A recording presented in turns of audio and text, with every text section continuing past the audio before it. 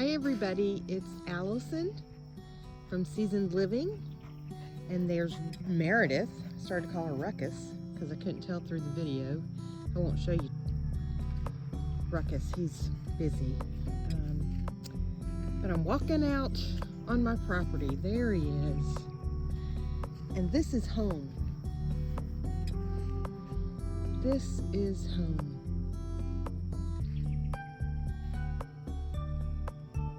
Barn, a less than pretty pasture, but it's home.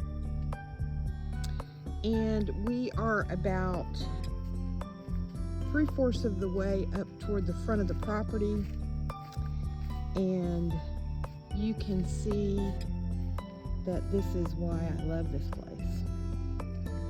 One of the cool things about the place, I call this area up here the sweet spot of the pasture.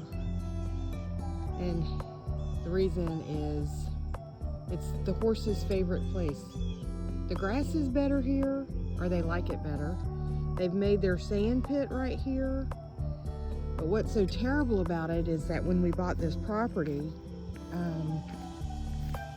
this area up here must have had some kind of a burn pile or something, and there is so much trash and garbage that we would probably have to dig down about 5 feet to clean it all up and get it all out. It's just amazing to me that we haven't had some kind of major injury from a horse getting something to hurt him. I'm walking up here because what I want to do is show you my favorite part of coming home. Hi there, it's me again. So this is what's behind me. I want to come up here and I want to show you my favorite part of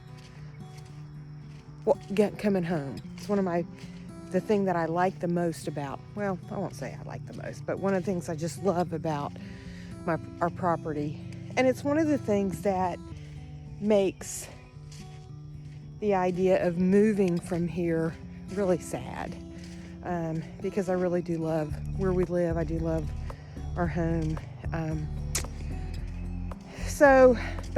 And it's a place I'm going to miss. When we built the property, we had said that we weren't going to worry about anything having to do with property, because when we would be leaving it for our kids to take care of, instead of us having to deal with it. So anyway, I'll turn around this way. So this is coming in the driveway. We've been really intentional about keeping almost maybe the front 1/4 of the property wooded so you couldn't see the house from the road. So I'm gonna stop it and then I'll turn the video around so you can see it. So this is what it looks like when I'm driving in. And I love the curve of the road because it just keeps things kind of secure back here. We talked about, and maybe one day we'll put a gate here just for security purposes to keep the horses in if they ever got out. Not too worried about Ruby because she's not gonna put a lot of effort into doing anything.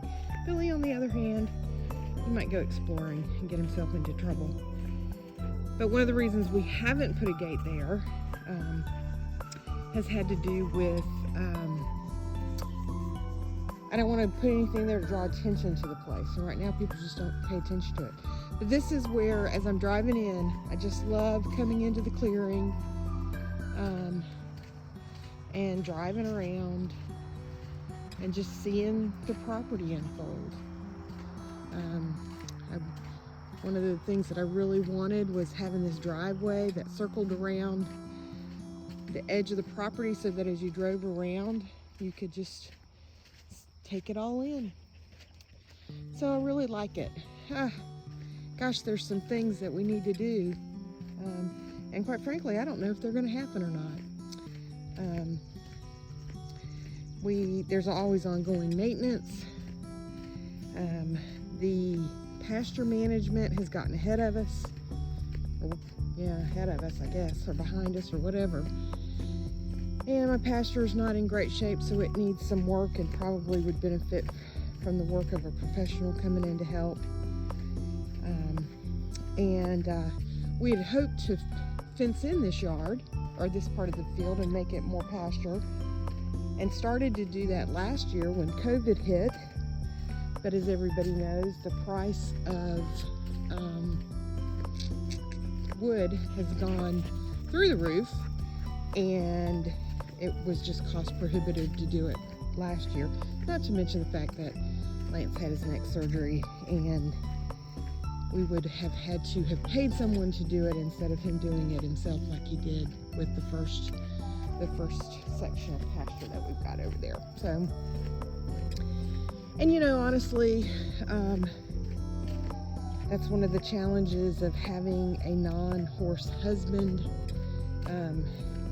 The reality of what we've dealt with is that things that I, as a horse person, had kind of envisioned being a necessity, or a logical progression of prepping the property, it's always, I don't know how to describe it, met with resistance because of perceiving it as never being satisfied and always wanting something. And so that's one of the frustrating points about being here, is that this place that has been such a precious, special part of my heart and my husband's too. There are things about the place that he really loves and has talked about being sad to miss. We have a lot of deer that show up out here, but it sure is discouraging when this quote-unquote dream home has turned into a point of contention. So, you know, that's a word of caution to those of you who have dreams of bringing horses home. That it's wise to listen to the people of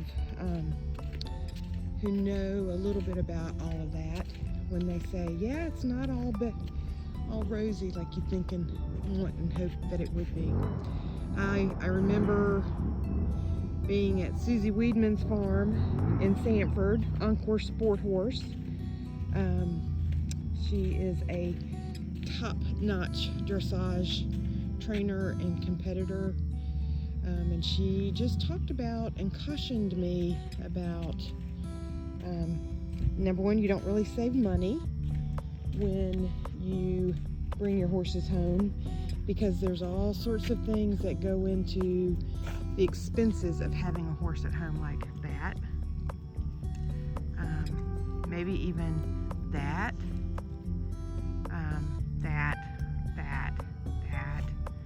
and there's another piece of equipment back there that, there's that, and the barn, and the hay, and the feed, and then there is the reality of you don't go anywhere without making arrangements for somebody to come and stay with yours. So, those of you watching, have any of you had any experience of bringing a horse home and realizing after the fact that the naysayers or those who offered a word of caution were right? What kind of challenges you didn't expect when you brought your ponies home? Anyway, again, here's more of what's frustrating. These are flowers that I got from my sister that she had gotten from my mom's house. I'm not a gardener, obviously. I don't have time to do it, and I don't know how to do it. But if I had time to learn how to do it, I probably could, but that hadn't happened. And this is the only place of landscaping we've done, but it's pitiful.